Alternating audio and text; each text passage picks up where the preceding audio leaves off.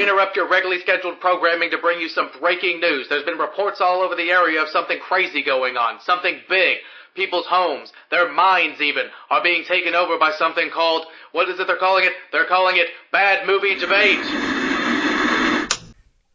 What up, nerds? It's me, Jacob Babb from Bad Movie Debate, here to talk about Mission Impossible 8. We did it. Eight.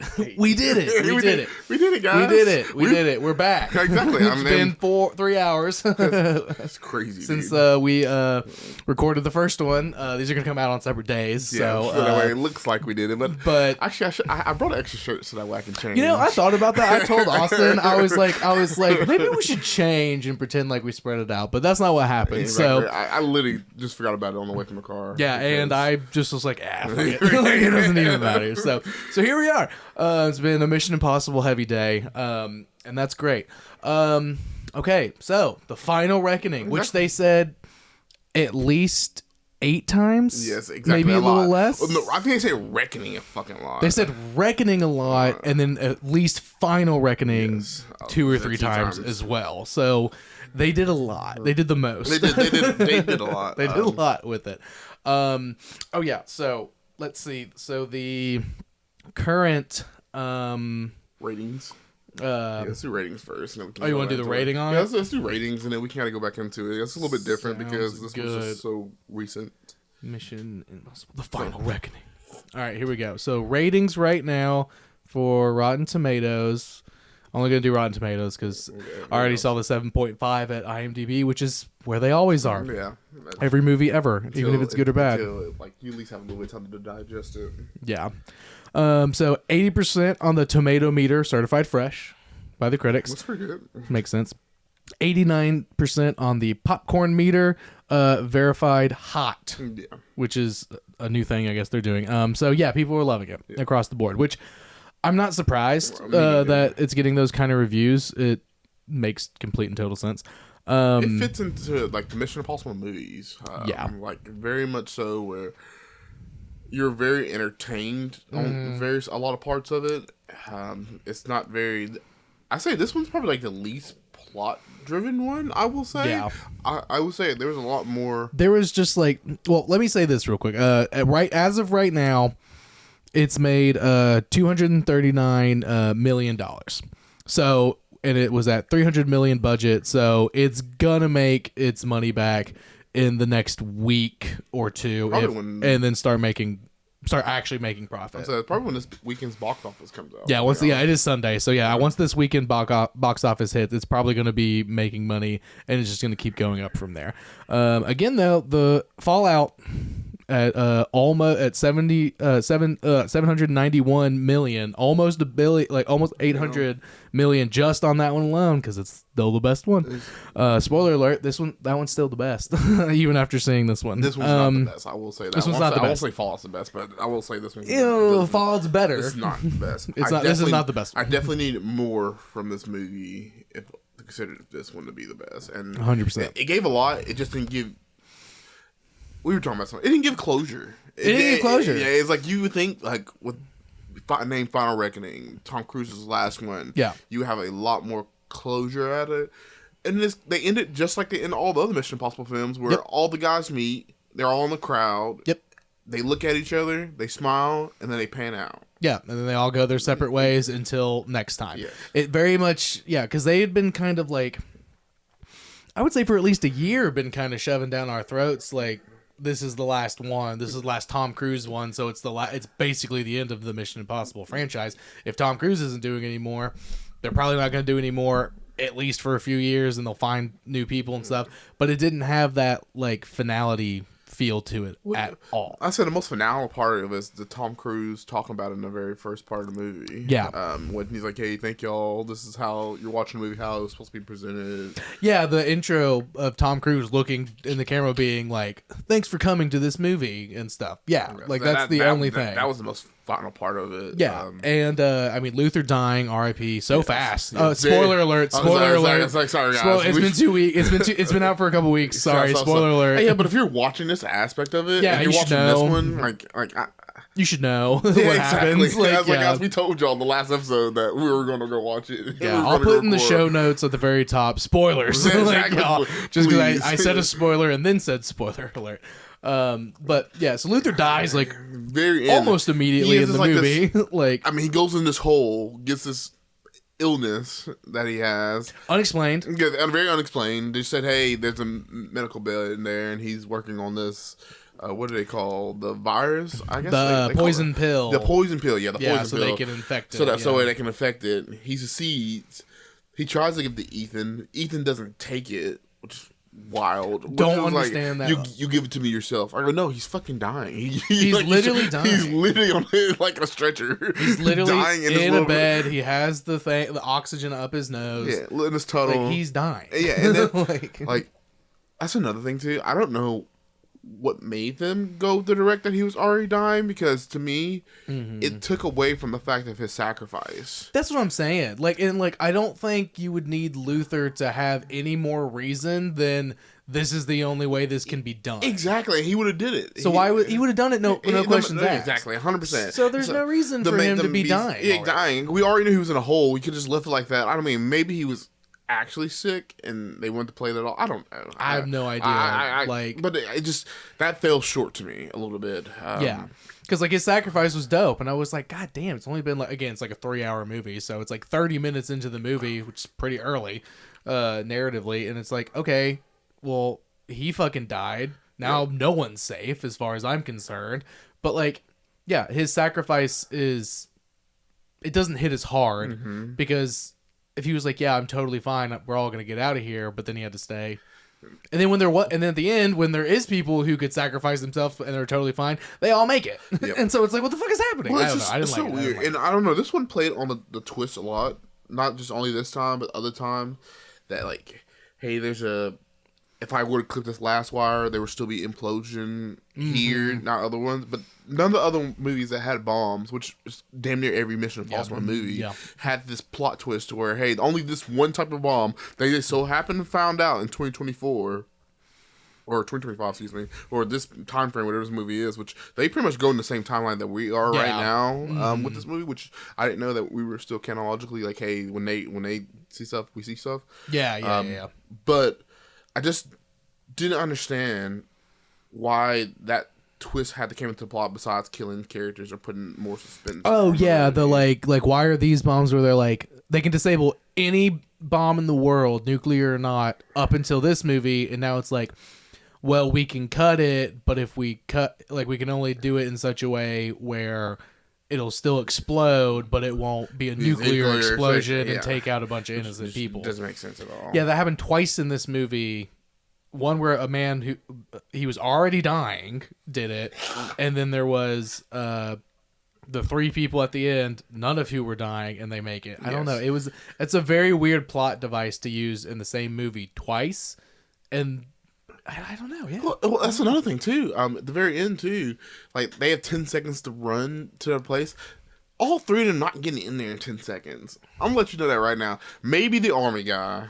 Yeah. Maybe Langley. Langley. And let's talk about Langley, because I thought Langley was probably one of the best parts of this movie. That was awesome. The callbacks, I think, were probably the best. The callbacks were nice. Were really nice, especially. I guess first let's talk about the rabbit's foot. The rabbit's foot. That was the best. And we talked about it literally. And it's wild. We talked about it literally 30 minutes before we went to go see this movie. Is that we still didn't know what the rabbit's foot did. We found out the rabbit's foot is pretty much the beginning of the entity. Exactly. The East was, how did they say it? The East started the technology, and then when Ethan stole it, the West was able to finish it and actually start and let the entity out, and let the entity out and use it for their own advantage. Is good. That was sick. Which a lot ties into hey, why wasn't any here all this time? I mean, since 2012, which we didn't know what the timeline was, but they gave us a little timeline on when the submarine crashed. That was 2012, and so that's when this started, and that's when Mission Impossible 3 came out. Yeah, which is kind of wild that they did 4, 5, 6, 7. And now 5 movies between 2012 and 2025. Yeah, 13 years. Yes, that's took them pretty good. 3 years to do what? 18, it took them 18 years. 18 years to do 3 movies. Yeah, 96 to 2012. Yeah. Yeah, so it took them 3 years, and then they pop out 5 in the next. Yeah, and then they just 12. Yeah. Actually, 13. Is it 2025 or 2026? Holy fuck! What's your question? Is it I got lost in the it's numbers. 2025. Right now, it's like 2025. Yeah, yes. so 13 years. They pop out 5 more movies, and it took them 12 years to do 3. Yeah. Which is kind of weird, but I guess, hey, that's movies, and especially when big scope of this, takes to get permits and shit like that. Oh yeah, I mean they filmed in a bunch of different places, and this one they literally went all over the world. Finding out what the rabbit's foot was, which was really super cool, sick. I think that's super awesome. I think that's such a Tom Cruise idea, to be honest, like because like it's one thing that like we know usually what he's chasing and why he's chasing it. The third one is the only reason when we don't know what it's chasing, which to me makes the third one even better. Yeah, no, it does. It makes the third one so much better. It definitely elevates the third one, which is already like super high on the list anyway. But like, I don't know. It's one of those things where it's like, is this so how do I phrase it? It felt like they tied up a bunch of loose ends or just gave us a bunch of like deeper lore about the rest of the movies and made sure all that was tight by being like, okay, here's the rabbit's foot from 5 movies ago, and here's what it was the entire time and stuff. And they were like really focused on that this movie, other stuff went to the wayside, such as why did we use this plot device twice with the bombs, like at the beginning, at the and at the end, where like out of nowhere, and then the one character who did die was already dying, and then the other, like, you know what I mean? Yeah. It's like they were so focused on making sure like those like full series narratives were kind of like coming in, and like those kind of pokes were coming in and out. But yeah, they like kind of missed a little bit on this one. With the first 15 minutes, they had a full like rehorse or recap. Actually, it wasn't the first 15 minutes. It's when Ethan went into the talk to the entity. Yeah, to talk to the entity in the little like flashback. It flashback. I mean, to be honest, if you didn't know what happened in the first 7 movies, you could have figured out. Figure it out. The whole thing. They had a lot of clipbacks and montages back. Oh yeah. Pretty much everybody. Yeah, everybody. Yeah. Was looking at Except, where the fuck was Julie, dude? Where was his wife? That's the only one that I thought would be in this movie that wasn't. I'm shocked that there was no even like real. There wasn't even like a lot of like allusion to her. No, like, at all.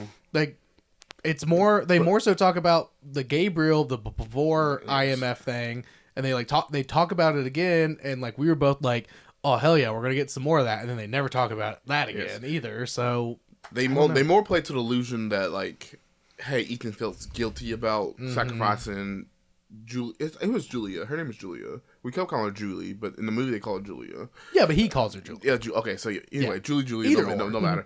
But they go to the fact that Ethan feels bad about sacrificing the rabbit's foot entity. Yeah. For Julie's life. Yeah. When he calls potentially billions of lives for his one life, which is his wife. Mm-hmm. Which, I mean, gives, like I said, I don't know, it makes me feel the first 2 are great standalone films, but I feel like 3 to 8 build on top of each other a lot. At this point, a lot more, especially now. There was like a long-winded, like, thought process. I mean, you gotta think about it. The first 2, if you didn't watch the first 2 and you watched all the other ones, the only one you would not understand is Langley coming back in this film. Yeah. That's the only thing that you really... Yeah, 2, they completely scrubbed from the narrative. They, like, nobody gives a shit about what happens in that one. Small me nitpicking on this, because I'll nitpick this movie a lot in this one, because there were a lot Absolutely. of things. I'm gonna go ahead and say I'm a tad disappointed. Yeah, I'm not disappointed. I'm not devastated. I'm not mad. I'm not. It's not resolved to me. It was a very fun popcorn flick, yes. which is all I ever want from Mission Impossible. But it was billed as, hey, there's gonna be a lot of like, this is over, and I felt like this movie was missing some stuff. Substance. It was lacking substance, and the like that feeling of like, wow, it's over. Yes. When you get like a franchise goes. So again, it's not bad. Not bad at all. It's not bad. I'm not disappointed. I'm not angry. It's just wild. It's just so wild to me because I was watching it through, and to be honest, there was a lot of parts I enjoyed it. Like, to be honest, I did not enjoy what's her name? Agent Carter. What's her name? Grace. Grace. Yeah, I didn't enjoy Grace's character as much in this movie solely because I don't know. I guess the reasons I didn't like Seven, her character in Seven, is the reason I really did like her. Like she always ran and did all this other stuff. Yeah, she did not want to be involved. This one, all she wanted to do was be involved. Yeah. It's kind of like she took Ilsa's character pretty much, but in the past 3 Well, I mean, she's full blown a part of the part of the crew IMF now, at this and then point. she's like so sucking Ethan's dick and thinks Ethan could be God and all this. other stuff. she was really, I don't know. Like, I trust you in my whole life, and you're a fucking thief. What kind of moral compass do you have? Yeah, I don't know. Yeah, I think her character wasn't as fleshed out as she needed to be. And like her character too. I was very disappointed because like the only I think woman Ethan kisses is Julie, I think, in all the movies. Actually, no, the White Widow gives him a big old smack on the lips. And the girl in the second one, too, they smooch a lot. Yeah, oh God, like overtly. Yes, a lot. That's all they do. Overtly, and that was pretty much all they do. But like, I was just waiting for them to kiss, especially like when he got out of the hyperbaric chamber. I was like, yo, like that would have been the moment. Yeah, like, hey, I was like, not at the end, like, because I was like, she's gonna kiss him now, and it's gonna be the end, and it's like that's just gonna feel off. But like, what in the like decompression chamber, like that's when it should have happened, and it still didn't. Like they're being all cutesy and stuff, but like it still felt. But yeah, I don't know, man. Also like it's not this is actually not a nitpick at all. It's just like your plot because like they make this whole thing, the whole I guess second act of the movie is them getting to the submarine and then him going down to it. And submarine scene is probably the quietest part of the movie. There's like no dialogue at all. Yeah, I was cool with the like 5 to 8 minutes of no talking and just watching him do this crazy thing. Yes, and going in between nukes and nukes. I mean, not nukes, but torpedoes and torpedoes which don't blow up. But the only part that like I really struggle with to like. They talk about, they have this whole scene talk about like what his symptoms would be for him rising too quickly or him doing the wrong thing. Yeah. He gets out of the torpedo. He has to take off his suit because he can't fit through the torpedo missile guiding thing. And he comes out, has to take it all off. He loses it, and he goes all the way up. They said, hey, if you don't do the right things, this stops you from it being hours to days. Yeah. At that point, he only had 2.5 days left to get everything. And all of a sudden, it's exactly. I guess a day had passed because they see like this, and that's another thing too. Like when Jackie? No, what's her name? Fuck, I can forget. Jackie. Is it Jackie? Who the fuck is Jackie? I'm sorry. Agent Carter's name. Grace. Grace. Her name is, where the fuck did you get Jackie? I don't know. I'm getting close. I'm Jackie and Grace are not close. GJ, they kind of sound the same. Okay. Anyway, like when she's like just watching him for I guess a days. 12 hours at least. You see the sun and go up and down at least to me twice. True. Yeah, it looked like it. I watched it at least twice go from. It looked sun, like it dark, for sure. Sun dark. So, and that, I mean, hey, they're in the North Pole, so that could be very different than what we perceive. Yeah, they are at the very tippity top of the world, and it does, depending on the time of the year, the sun doesn't set. Yeah, but they decided to have this full fucking dialogue talking about, hey, I've been thinking that you should control the entity, and you're the only person who can control it, so that way we can use it to make people's lives better. And I'm like, yo, get the fuck up. The first thing I would ask is like, how much time is left? Like, he's just like, what? He's like, well, the first thing he says, where's the thing? And she's like, you got it. It's all good. He's like, great. What time is it? What day is it? We gotta go. And like, first of all, he should be dead. Like, because he literally rides 501 meters in cold weather, and then a ridiculous amount. Who knows how long he was actually in the water? To be honest, a ridiculous amount. Exactly. So, also, that shot of. I know it seems like the tent shot. Not the tent shot. The shot of where he's under the water and then she's there. Yeah, she gets underwater. But it's like, I don't know. I'm confused on did she actually get into the water and stuff because they had to cut through it. Yes. So I guess she did do it. I don't know. It was just weird. Yes, very much so. Like it's just weird. I think like she got in the water and then she pulled him out, which I don't think you need to pull him out, but also don't know how you found him and moved the piece of ice and then didn't move his body in the same time. Yeah, I don't. But here's the thing. That's a very small nitpick. I'm guessing there's probably way. There was one scene that I really did not like in this whole movie. Everything else I can kind of justify. Like, hey, don't think too deep into it. But I don't know why they shot it. It was when Grace and Ethan had got captured after they had finally met for the first time in this movie. Right. And they get captured. They're both tied up. Gabriel walks in. Oh, yeah. Ethan pops the cyanide thing in. And then they both get out. They both rescue. And it's just Grace and Ethan. Mm-hmm. And then Ethan gets a sledgehammer, and then they like show Grace's face. Yeah, like all that scene, was weird. all scene, and like you see her reaction to him going ham. Exactly, and it does not change the movie at all. Like, and it's just so weird. I don't know. It's just weird why they chose not to show like a fight. They've never done that. Yeah, they've never done that. Where it's like an all scene. Hey, we're panning to some secondary character. Also, it just like it. When she's an MIF agent at this point, so like there shouldn't be that. She shouldn't be shocked first of all. At all for someone just being but also at the same time, like it's so the two things about that scene that I thought that felt super fucking weird to me was one, he does the cyanide thing, which like at first I was like, hell yeah, that's classic espionage shit. Like have the false tooth with the cyanide and stuff.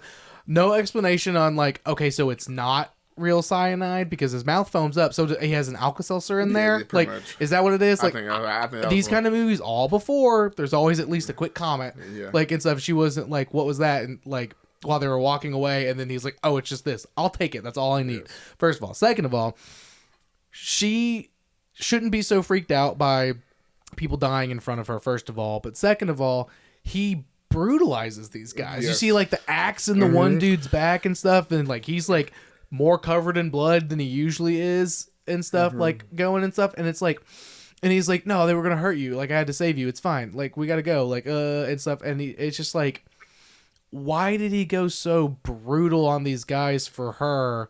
And then again, there's no kiss, but they clearly have emotions for each other, and like that just didn't, like their relationship just didn't feel very fleshed out in a meaningful way, which is crazy because between the two movies that they're in, it's 2 hours and 45 and then 2 hours and 50, so almost 6 full hours of time to get their relationship a little more like pinned down, to be like, this is where they stand. And it's just like, I don't know, there was just like that was just like kind of weird, a weird energy coming from that scene, especially for them not to kiss at the end, just to not even kiss, or for them not to leave together at the end of it. For her just to give him the entity and just walk off, and then walk a different way and stuff. Yeah, if they had walked off together, like not even hand in hand, but just walked the same direction, I'd be like, great. Yeah, it's like, hey, now I wouldn't be bitching about. He finally gets his love. Yeah. He saved the world. He's done everything he could possibly do. He saved all the Americans. Exactly. I mean, all the people. Yeah, because at least in all the movies, he's saving a certain group. It's usually it's usually like a certain part of the world. Yeah, this one he saved everybody. This is literally the entire world. Yeah, so it's like he finally did it. How could the mission be more impossible? Exactly. You know, because he's like, you save for the people who you love, and you save for the people who will never know your love. Yeah, it's the people you'll never like meet, or the people you'll never know is like their oath. Yes, and stuff. So now he's touched everybody who either knows him or does not know him. Exactly. So he's literally done it. I guess that is the conclusion of it. I guess they kept kind of in that energy kind of a ways, but like I still think that I just still feel like it just didn't have that finality. Yes. You know, like it just really didn't have that finality. And like again, like I don't know where him and Grace stand and stuff. Where was a callback to Julie? Any mention of her except for except for when he's in the the rabbit's foot stuff, and then like the like quick shot, the like recap thing when he's in the sarcophagus or whatever you want to call it. Like, I don't know, man. I don't know. I mean, again, really good scenes. Like, we were talking about, we wanted really good like fight choreography and stuff. I think when the one like disciple or whatever they're called that like goes to attack him in the submarine while he's on the treadmill, that fight was really good, especially from Ethan / Tom Cruise. And then there was 3 different fights going on in that scene. It was that fight one, scene, and then they were in the hut. Yeah, and then they were in with the Russians. Yeah, they were with the Russians, trying to get the coordinates and stuff. And that fight scene was really good. And then, like going with Grace and them in the barn, and then Grace and the wife in the barn, like going back and forth between all 3 of those. Those were all really good choreography and like really good editing, and felt really good. And was like, yeah, this is good. Yes. It's not as good as the bathroom scene, but it's good. Yeah, like it had the energy I wanted, and I really liked it. But you said the like whole second act is the submarine, like going and getting the thing, finding the submarine and getting into the submarine. It felt like the whole goddamn movie. Yes, it did. You know what I mean? It felt like a lot. It felt like a lot of the movie, and like an hour of the 3 hours. So like, yeah, I guess like the second like act, but like it was just all. And it was cool, but it just felt really long. And what did you say? You said the entity didn't really bother them that well, much. it was non-existent because it was after, like non-existent except for taking over the nukes of the exactly powers. taking over the nukes, which hey, we finally knew that was his objective. That's like the clock to cleanse the world. Yeah, like that's like the clock that they're racing against. But like that's why they have the 3-day timer. I don't understand why the entity got rid of Gabriel at that point, because to be honest, his human error. Yeah, I wouldn't even say that, because like the entity, without someone getting the entity into the bunker. Mm-hmm. What was Entity's plan? Like, how was you going to get Ethan to do that besides having Gabriel do what they want? And maybe that's what the Entity knew, was what Gabriel was going to betray the Entity. Him. Yeah, that's the only thing I can think is like, because like there's like a brief conversation that they're like, oh yeah, Gabriel, he wants to take it for his own power. He doesn't want to like assist. He doesn't want to be. He doesn't want to be like if the entity is Jesus, he doesn't want to be Peter anymore. He wants to be Judas. Yes. Like, and it's like, okay, like I guess I don't know. It just there was some there's plot stuff and like character stuff that was questionable. Well, there's one callback that I just thought was completely unnecessary. I mean, it was like, hey, it's cool, but that was making like the cop who's been chasing the past 2 movies. Yeah. His mentor's son. From the first. And it was movie. Also, that was weird too, because okay, so for a second I was confused. I was like, wait, he was 7? This guy is so much older than Ethan, but he was 7 when his dad disappeared, and then was working for years. So it makes sense that he would be like, the age does make sense. For a second I was like, he was 7 when the first movie happened. This guy's geriatric. 96. That's like 30 years. I mean, yeah, he's not 36. Yeah. Yeah, exactly. Sure. So 96. He must have been like in his 20s. 7 years is when he got. Yeah, 7 years is when he probably got into tax fraud. Then he joined MI6. Yeah, that's when he first joined, and then he was a leader. Legal problems. Yeah, he was the leader of the team in 96 because he'd been doing it for decades at that point, and it like disappeared from his family and stuff. So it makes sense now, but for a second I was like, what the fuck? I was like, how is this possible? Also, like, shouldn't this guy be like 10 years younger than Ethan at the most? Yeah, I mean 37 is the timeline if that were to be the case. Yeah, exactly. But he's fine. It's fine. But like, yeah, that callback was kind of like, it's just like, why? Okay. Why? I mean, it didn't pass off of anything. Like, he didn't have any type of vendetta against it. He only was like, hey, I'm flying by the book. Yeah, exactly. He's like, I'm gonna fly by the book, unlike my dad did. I listen to orders. Yeah, and it's like, yes, cool, dude. Fucking bootlicker, dude. Sick. Well, like, I mean, also, like, to me, like, I don't know, this is what I thought, like, halfway through the movie, or a little, I guess after the movie now, I'm thinking about it, is that MIF is a little rapey. Like, when they're talking about how they get the recruits, they always get them at their lowest points, like, hey, yo, I can use you. They definitely take advantage. Yeah, it's like, they got Ethan after he did whatever he did because his wife got murdered by Gabriel, still don't know. Don't know. Yes, we never know. Yes, we will. It's a new rabbit's foot. Yeah, exactly. They took the rabbit's foot, they gave us the rabbit's foot, and then made another. They got his mentor because he was in legal problems, quote unquote. They whatever get Grace because she's a thief, and now she's got caught up with the entity and the guy has the keys. So now they got Grace in that aspect. And then fucking Luther, like, he talks about it all the time. Like, he doesn't say specifically, but he's always like, we all were given the choice, and like Benji too is like, we were given a choice because of shit we did and stuff. So like, yeah, everybody comes from like bad circumstances. Like, hey, I'm at my lowest point. Yeah, exactly. And they're like, well, you're really good at what you do, so how about instead of going to prison, you save the world? And so, yeah, it's very much like, well, you can't really say no. Yeah, exactly. Like, you're not giving me a choice. They really back you into a corner and take advantage of you. Choose me either prison or, hey, doing this crazy shit that I know I might be able to pull off. Or do I want to be a sick badass and just run off into the sunset one day? Exactly. Which also, like, it's kind of crazy because, like, you give all these like super intelligent people, these top 1%ers of what they do in the world. Yeah, they're the elite. And you're giving them pretty much free access to do whatever they need to, especially like towards the end. Like, I guess after the third one, he's following orders. Yeah, he's following orders heavy. The fourth one, which is what? That's Ghost Protocol. Ghost Protocol. That's when they start going off the book. That's when they start going, okay, the IMF is like no longer actively working, but we're still doing our mission. Because that's the one with the Kremlin and stuff. So they're like, all right, shut it down, which leads to Rogue Nation, where Baldwin comes in and he's like, we got get rid of this place. They're unrelegated and they're fucking everything up for the rest of us. Blah blah blah blah blah, and so on and so forth. Yeah. So I mean, I don't know. It's just there's some things. Very visually beautiful movie to watch.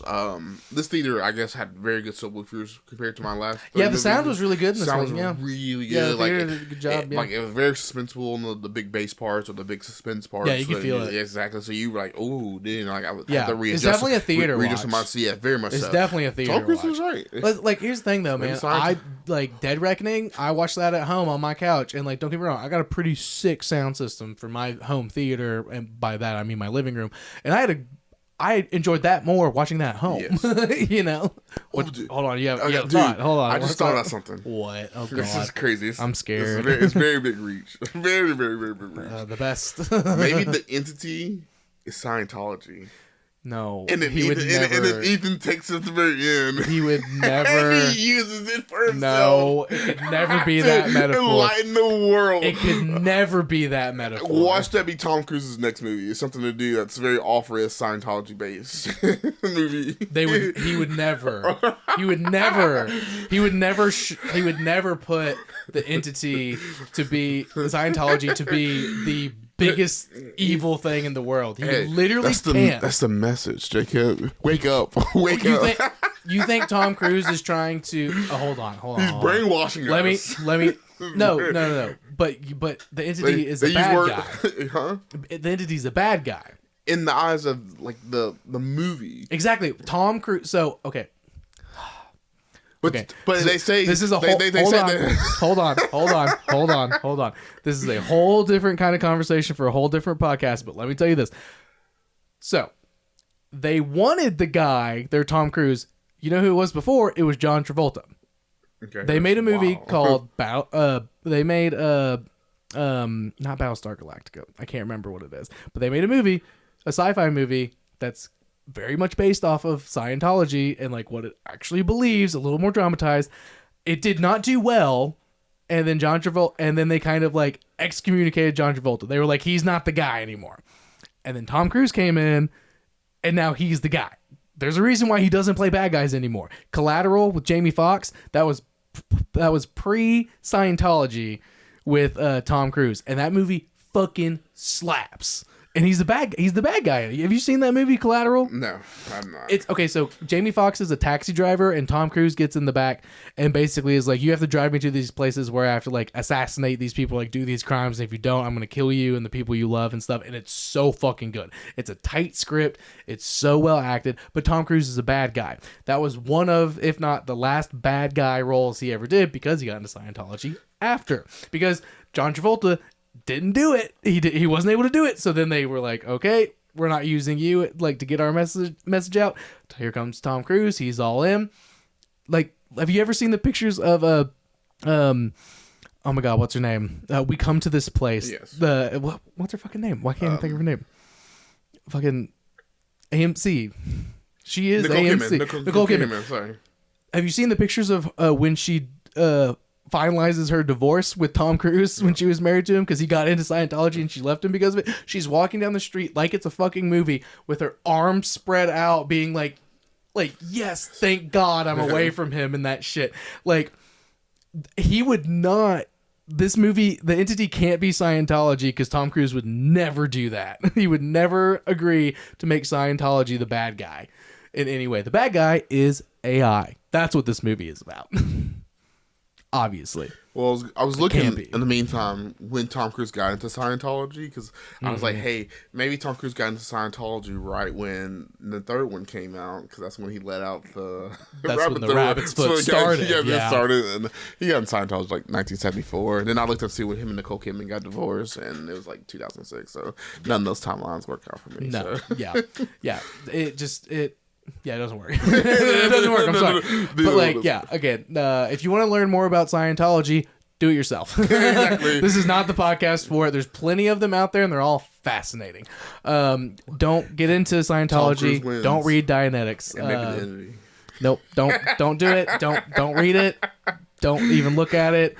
It's a very interesting read from what I've read from it, and it'll hook you. It's really good at being really interesting.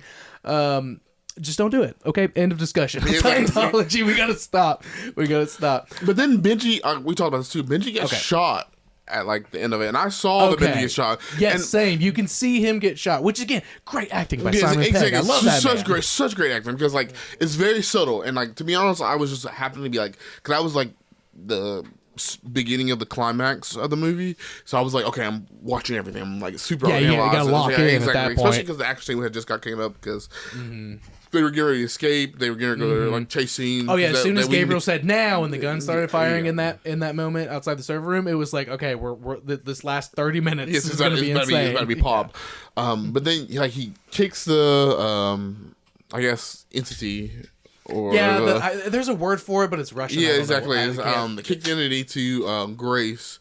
Her bitch ass catches it. Also, she did not do any pickpocketing in this movie. Sorry, except the very beginning. The very beginning with the two guys at the party. Yeah, with the guns and before they get captured, and then he brutalizes some people for no reason. I'm sorry, but that's not what I was getting to. But Simon Pegg gets shot. They go through this whole thing where, hey, he's dying, he's not dying, he's dying, he's not dying. Yeah. And makes you feel like he's going to die, and then Tom Cruise is about to unnaturally die again. Yeah. And they both make it out. They both make it out scot-free. They're scot-free. Like, by the end of the movie, they're both walking around. They're walking around, and they're good. Like, exactly. They're going to do their next fucking it was very frustrating. mission. Yeah, exactly. That's what we were talking about on the drive back. Like, it literally is so frustrating because it's like, okay, Luther died early. And as soon as he died, like, again, like 30 minutes into this 3-hour movie, I was like, okay, all bets are off. Any one of them could die. And then, Benji gets shot in the stomach, which is really hard to not die from. Like, and stuff. And like Paris does, like I've seen that in movies, and like that seems to be like a real thing. I'm not a fucking doctor, I don't know. But like she like does the lung thing so he can breathe and stuff. And it's like, yeah, I mean, that's believable. I've seen that before. But he fucking makes it. And then Ethan, his parachute's on fire as he's going to the ground and stuff. And I just like, I don't know, if it was really the final one, Benji, once they're like, we did it and stuff, Benji dead in that moment in the bunker in the server room, and them trying to, and then like the guys, Kittredge and the son of whatever his name is, go and they find him dead with the thing in his hand. And as he's dying, we hear Luther's message. Yes. Okay, so end of movie. Well, okay, so let me add on to that a little bit. Or then all the new recruits meet up in the square, and then they all walk away. I think you're right on track to where I think the movie should end. I think it literally. I mean, this wouldn't have been that hard. I mean, I could just thought of it right now when you were talking. Yeah. Is that hey, Ethan's falling. He's struggling to put the kill switch or the poison pill. Yeah, the poison pill into the device. Yeah. All you see is.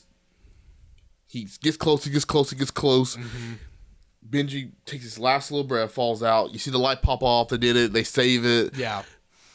Yeah, she snatches it. Benji dies right there, and then you pan out to Ethan just like laid out. His torpedo, or I guess his parachute just kind of on top of him with his legs kind of flailed out, making it look like he's dead. Yeah. And then you hear Luther's message play right beside Ethan, there in his ear, and then that's how the movie fades out. Yeah. And then maybe you see, hey, the new team. Or movie fades out, and then I would even take movie fades out.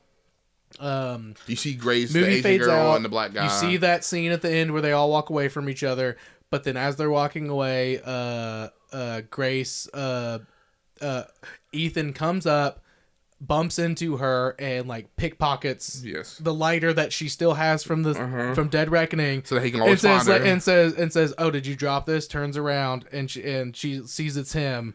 End of movie roll credits. Yes. He made it somehow. Yes, and now he's like, he can always find. She holds that lighter for him. Yeah, so and he's like, I lost Luther. I lost Benji.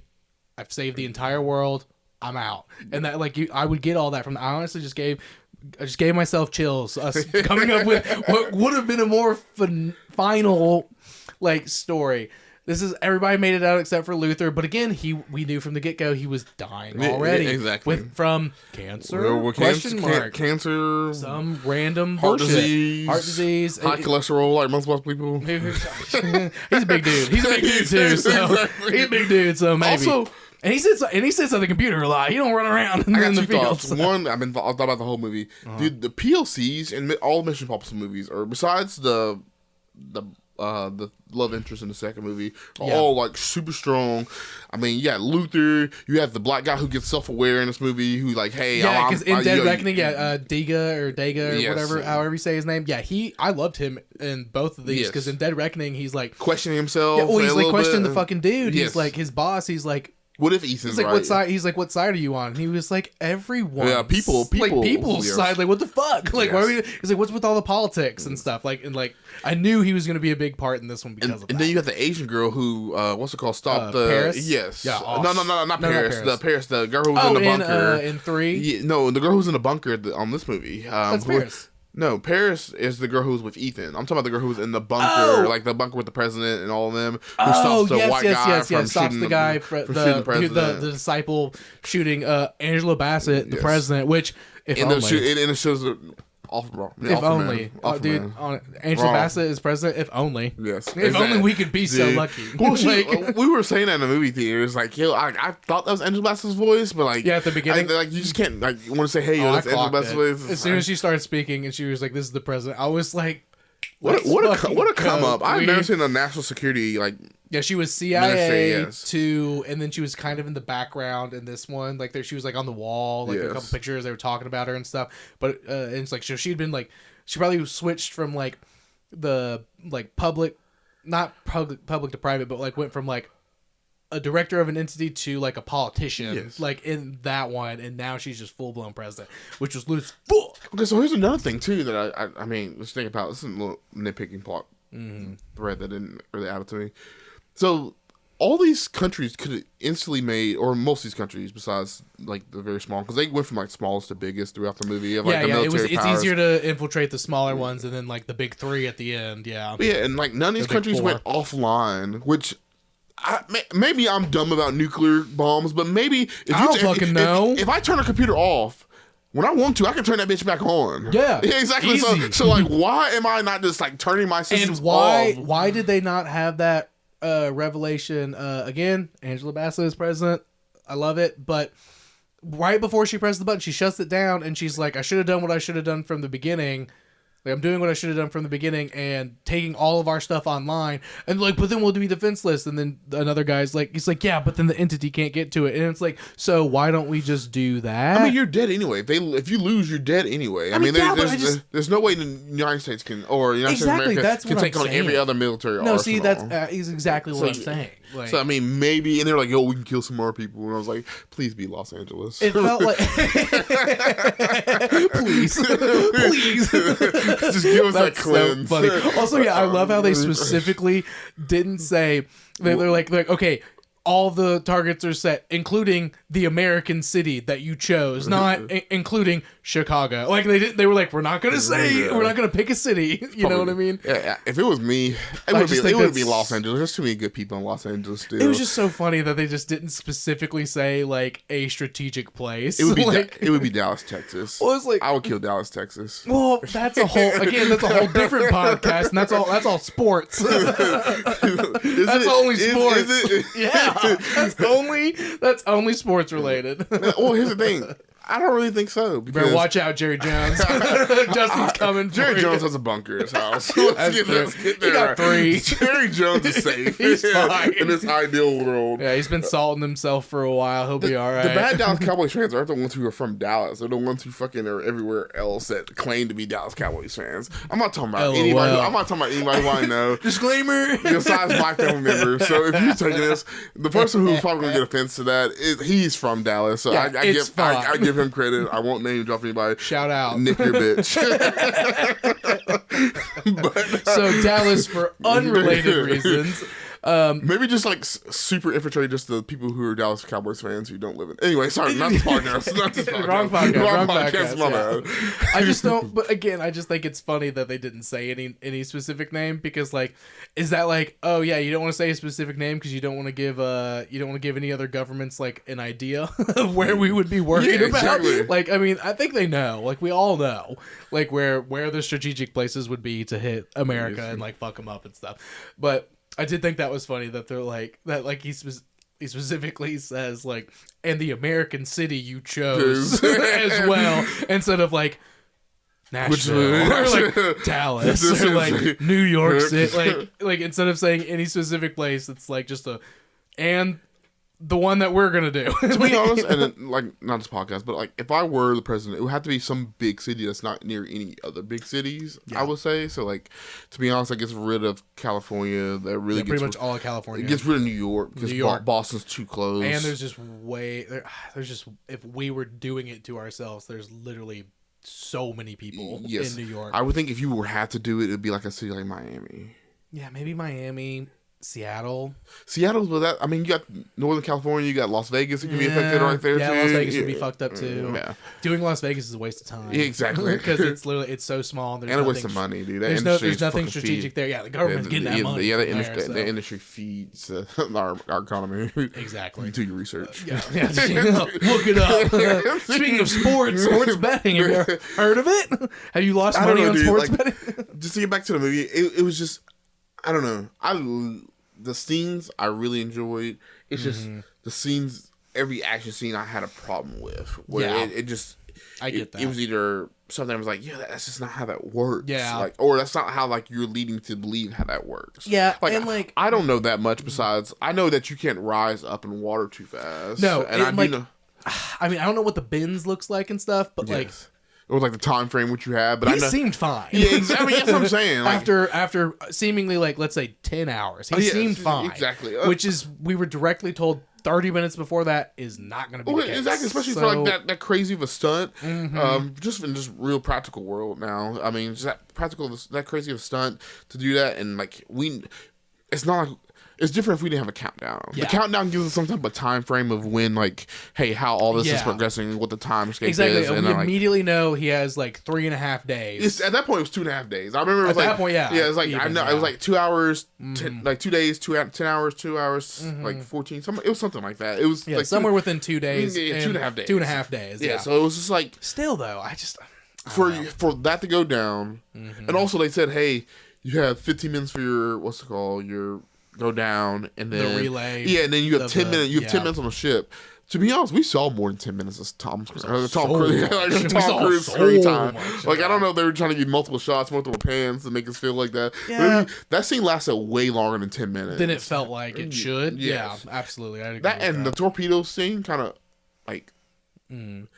Like the torpedoes hitting each other and stuff. To be honest, like torpedoes are known to like when they hit contact, they're supposed to explode. Yeah, but also they're going at high speeds and they're hitting a really hard target. So if they're just kind of splashing in water and then slowly hitting each other in water, like I'll give them leeway on that. I will believe that if they were like, hey, these are new made torpedoes and like. Well, they're from 2012. Yeah, but that's 13 years at that point. These are 13-year-olds in cold ass water. That's true. Also, okay, so another thing too. Well, they didn't get wet until he opened the thing. It was dry inside. That's true. So, but another thing that was kind of weird to me in the aspect of it is, do you remember like when he first got into like that first room and like the people who had survived or kind of buckled themselves those inside guys that had buckled for waiting. There was one guy pointing. Yeah, what the and like mouth open. What was that? Yeah, what was he pointing at? What was he pointing at? And why did he look like that? And then why did we only get that one shot? Was it just like a random jump scare for the sake of it? And to me, logically speaking, someone dies,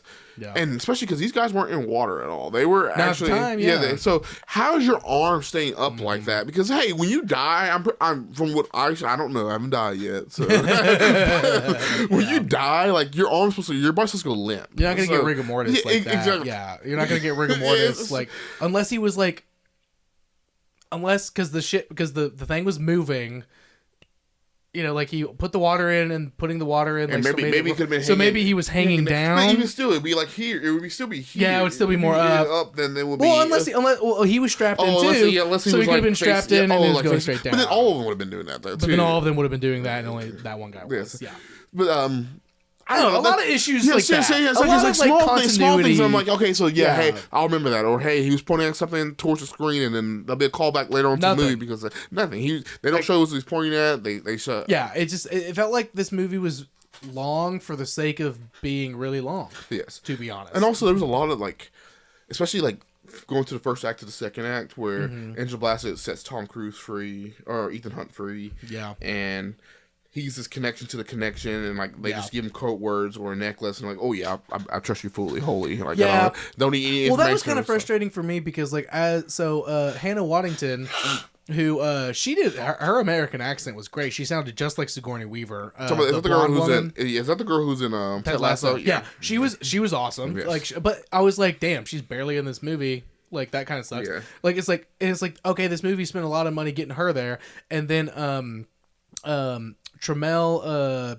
I think is his name. I can't remember, but he's in Severance. Yes. The black dude who's in charge of the sub. Yeah, and he's fucking awesome and stuff. But I was like, damn, he's barely in this movie. like that sucks. And he's the one who makes sense. He's like, hey, I need you to do this. Oh, you came in here looking for trouble. Well, you came to the right place. Yeah, I was like, cool, okay. Exactly. Yeah, but like, and like, I don't know, but like, those two being in there, it's like we're gonna put as many faces that people want to see in this movie, and like that just extended it longer. And then you have the 8 minutes of silence while he's doing all that and stuff. So it's like we could have been a little snippy. Don't get me wrong. I love seeing people I know from other stuff like pop culture stuff like in movies that I'm watching and stuff, and like they did a good job. But I was like, okay, they need a more important role throughout the movie. Yes.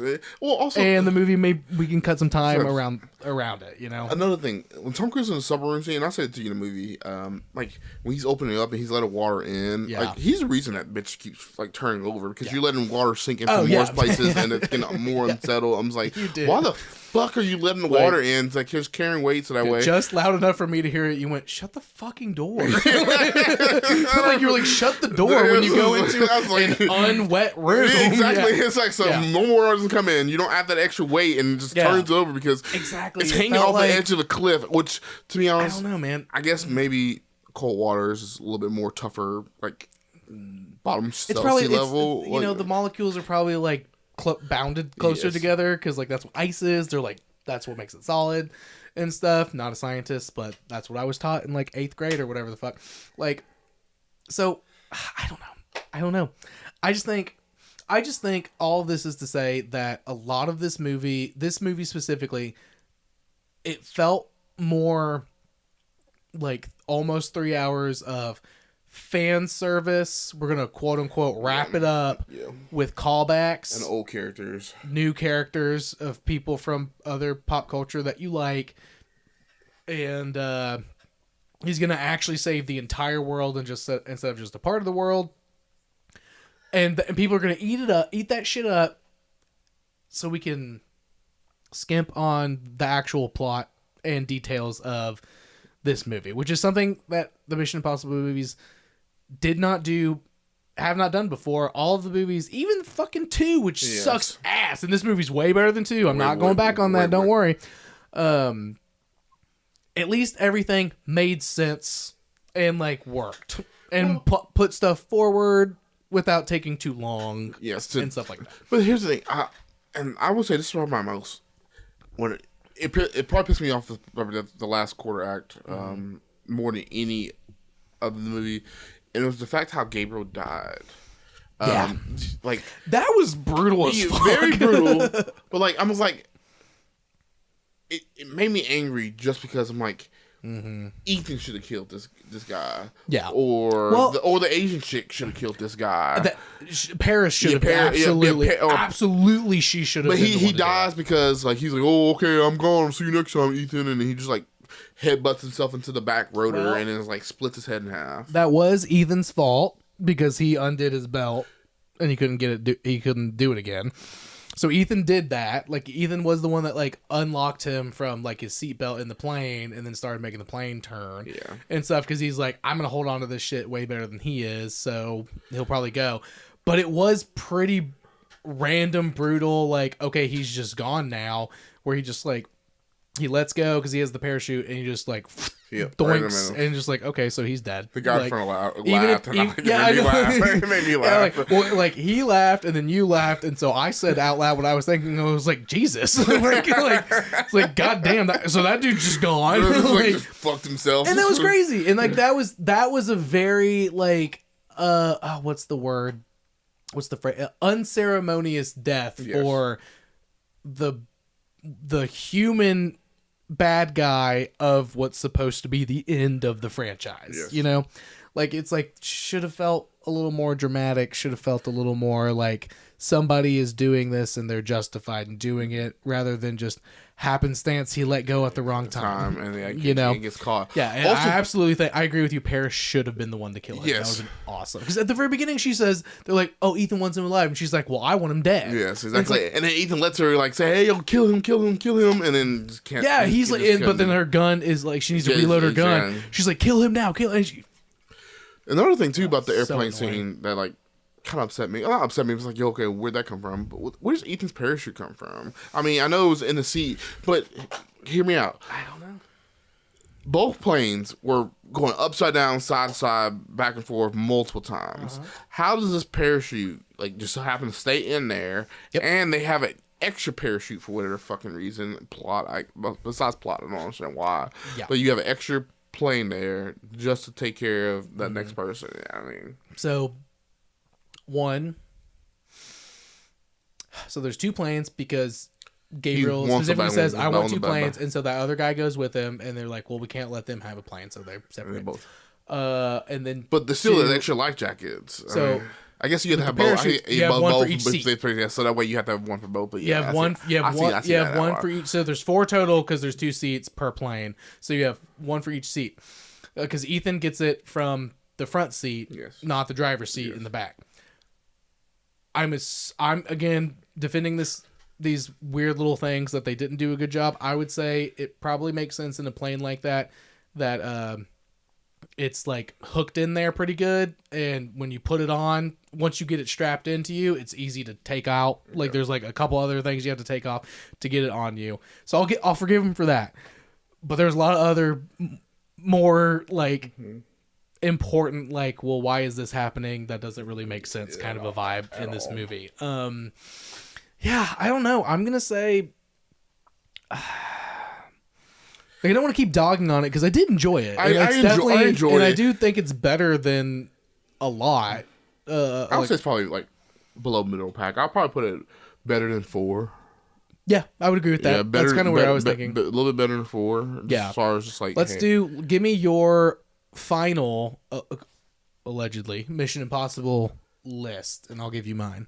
So based on what we said last episode, aka 4 hours ago at this point. 3, still number 1. 6. 1, just because of, hey, started it all, and it is a great espionage movie. 7, I struggle with 4 and 5 to see which one I like more. I'm going to say 4 because I just love that Dubai scene a lot. Yeah, it's a good scene. Then 5. No, the 4. Actually, shit.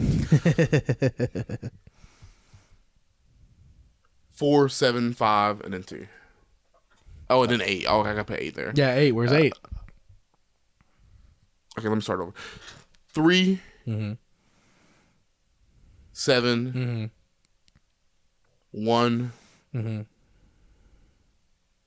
8, 4, 5. I skipped 6. Did you mean? I was about to say. Did you mean to say 6 instead of 7 at number 2? Okay, so sorry. One more time. Last time, guys. Last time. My third one is. Here we go. This is Mission Impossible 3. Yes. Fallout. Number 6. Yes, Fallout number 6. Yeah. Then 1. Okay. Then 7. 8. 4, and then 5. I mean 4, 5, then 2. 4, 5, 2. Yes. Okay. Yeah, that's honestly not too far off from where I'm at now. I am now at 6 is number 1. Fallout's number 1. Then I'm gonna say last episode, last episode I said 7. Nope, not anymore. 6 Fallout. Then I'm gonna say. No, that one's not going to move up that much. Then I'm going to say 1. Okay. Because so I like 1 jumped 2 spots for you now. Yeah, I like the... Well, no, that was my third one. That was the third, so 1 moved. No, it's 2. Yes, it's 2. So it went from 3 to 2 because I like the De Palma feel and everything, and it sets everything in motion. Then Rogue Nation, then 7, then Ghost Protocol, then 8, and then 2. If you're at 3. Oh, 3 is... See, it's a lot when you're... I know, it's so many. It's 8. 3 is right after Rogue Nation. Okay. So it's 4. So 6... Yeah, it's my 4th. So 6, 1, 5... Then 3. 3, 4... Wait, we're 7. No, 7... God damn, this is hard. 7... 4, and then 2. Okay. Yeah. Wait. I still feel like I missed one. We'll release them. I'll put it in the show notes, maybe. Yeah, I'll put it in the show notes or something. Yeah, but anyway, this one, the point being for me, I had it at 2. I had 7 at 2, and was hoping it'd be the Dune situation where I'm like, okay, so this is one of my favorites. But 8 was... Again, not a letdown, but disappointing. It was still an enjoyable movie, but it knocked 7 back because it was obviously 7 was a build-up. Yes, but I think 7 was a better made movie. The plot holes were seemingly non-existent, and it just felt better, and everybody did things that made more sense than in this one. It also didn't waste any time. Like I feel like my biggest problem with 8 is we didn't get as many crazy, like, we're here, here's a crazy scene, we're here, there's a crazy scene. Like, 8 was like, it starts, we have our scenes, everything's fine, and then the one crazy scene is just the submarine, which was like the whole second act, and then the end of the movie. And then the third act, and everything's resolved. You know what I mean? Yeah. It felt like 3 hours of what a normal action thriller movie looks like. Yes. I will say 3 has some of the best running again, dude.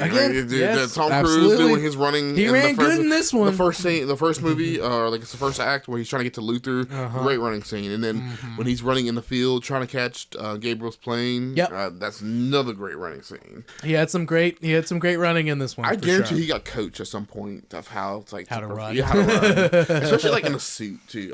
Here's the thing, running in like short shorts. I guess you can't see it, but I ain't got. Okay, my leg don't hurt yourself. My leg, I ain't stretched. But running in like shorts is a whole different thing, or like tights, than running in in joggers. Yeah, a suit with a jacket. A full blown suit with the jacket on. Yeah, it's gonna be fucking difficult. Also, like, I don't know, and maybe I'm wrong. And probably not, because I guess I see it in like actual modern day media a lot too. Mm-hmm. Everybody wears suits all the fucking time. Like every agent and like that's James Bond. Yeah, that's James Bond. Yeah, like, we've had James Bond movies since the 60s. So you're doing a spy movie. There's gonna be a scene where everybody involved needs to get really dressed up and do that scene, which every single one of these movies has. Yes, where it's like you have to infiltrate some bougie party, so you got to be in a suit. No matter what. So it is what it is. Oh, we gotta wrap this up. We're at an hour. I know. But guys, I'm glad that we did this. I will say hope this does not take us another 6 years or 5 years to do another. Yeah, there's no way this is the end. We're gonna get something. Well, I'm else. talking about just you mean doing another bad no, for sure. To be honest, it's been 5 years or something like that. Yeah, it's been a while. It's been a while. I also will say that now I am the leader besides Jacob Babel on his podcast. You've been in the most episodes. I have 5 episodes You've now. Been in the most episodes to my name now. Yeah. That's 100% true. And we're gonna be back. Actually, you're gonna be back very soon because we got to talk about. We're gonna do one of the Fantastic Four movies like in the next month when that one comes out. We were gonna do that. Like we had planned to do that, and then you were like, "Let's do this Mission Impossible thing," and I was like, "Fuck yeah, we'll do this." So so you'll be back right before the new which has the White Widow in it. So got Vanessa Kirby in it. So all the same thing. Dude. Yeah. Also, pissed I didn't see her in this movie at all either, too. Yeah, like she ended like last time we saw her, she was like drugged, and Kittredge was taking care of her. I guess there was nothing to be brokered. I guess, but then Kittredge was like, there was the whole thing with like Kittredge being like. One last thing. Kittredge was like, oh, like, because she's like pretending to, Grace is pretending to be her, and she's like, oh, like, blah blah blah, and he's like, you're being weird and stuff. It's like, I only deal with you this way because of like the deal your mom and us had, and it's like, okay, so here's a bunch of stuff, and she's just not even in this movie at all. Like, I don't know, they missed the mark on this one, but it was still better than 2 and an enjoyable movie. Very enjoyable, enjoyable movie. Yeah, but bye guys. Watch all the Mission Impossible movies; they're all worth watching, especially 2, because then they'll never get worse than that. We did it. Have fun, guys. Bye. Bye. Bye.